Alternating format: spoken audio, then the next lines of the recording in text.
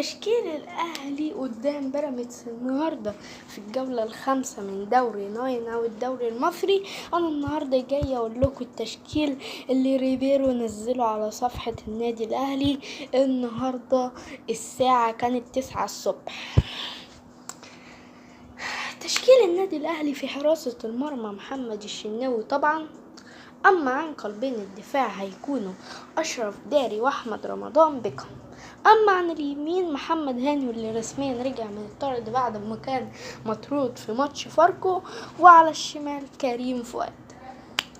أما 3 في نص ملعب مدافع أليو ديانج الدبابة المالية، عشان هو أليو ديانج هيلعب نص ملعب مدافع عشان انت لو محتاج مدافع ثالث يبدأ يخش لك في الدفاع. أما في نص الملعب التاني محمد علي بن رمضان وجنبه تريزيجيه في صناعة اللعب.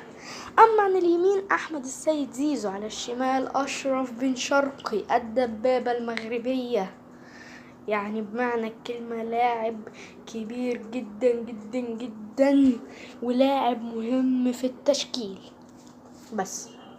أما قدامهم محمد شريف المخيف الدبابة الهجومية، محمد شريف المخيف.